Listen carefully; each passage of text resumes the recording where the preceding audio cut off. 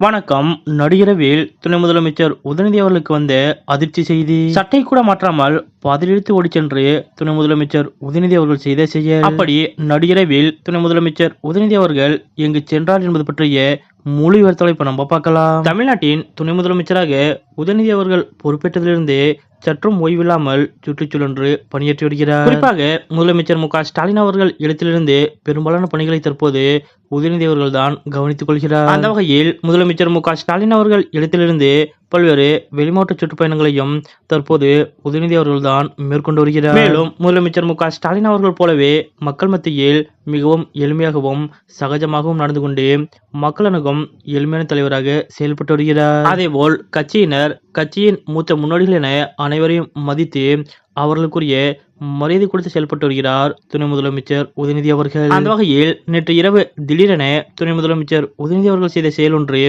அனைவரது கவனத்தையும் ஈர்த்தது. அதாவது முரசொலி நாளிதழின் ஆடிட்டர் திரு சிவசுப்பிரமணியன் அவர்களது தந்தையார் தியாகராஜன் அவர்கள் நேற்றைய தினம் உடல்நலக்குறைவு காரணமாக மறைந்தார். நேற்று நள்ளிரவில் இது குறித்து அறிந்த துணை முதலமைச்சர் உதயநிதி அவர்கள் சற்றும் காலம் தாமதிக்காமல் உடனடியாக தனது வாகனத்தை எடுத்துக்கொண்டு சென்னை மேற்கு மாம்பலத்தில் உள்ள அவருடைய இல்லத்திற்கே சென்று மறைந்த அவரது தந்தைக்கு மாலை அணிவித்து மரியாதை செலுத்தினார். மேலும் அங்கிருந்த முரசொலி நாளிதழின் ஆடிட்டர் சிவசுப்பிரமணியன் மற்றும் அவரது குடும்பத்தாருக்கு துணை முதலமைச்சர் உதயநிதி அவர்கள் ஆறுதல் தெரிவித்தார். அதாவது முரசொலி நாளிதழ் என்பது மறைந்த முன்னாள் முதலமைச்சர் கலைஞர் கருணாநிதி மற்றும் தற்போதைய முதலமைச்சர் மு க ஸ்டாலின் ஆகியோருக்கு மிகவும் மனதிற்கு நெருக்கமான ஒன்று. அதன்படி முரசொலி நாளிதழில் பணிபுரியக்கூடியவர்களையும் தங்களது குடும்பத்தில் ஒருவர் போலவே முதலமைச்சர் மு க ஸ்டாலின் அவர்கள் பாவித்து வருகிறார். அதன்படி துணை முதலமைச்சர் உதயநிதி அவர்களும் தற்போது முரசொலி நாளிதழ் மீது மிகுந்த பற்று கொண்டிருக்கிறார். அதோடு அங்கு பணிபுரியக்கூடியவர்களிடமும் துணை முதலமைச்சர் உதயநிதி அவர்கள் மிகுந்த மதிப்பும் மரியாதையும் கொண்டிருக்கிறார். அந்த வகையில்தான் நேற்று இரவு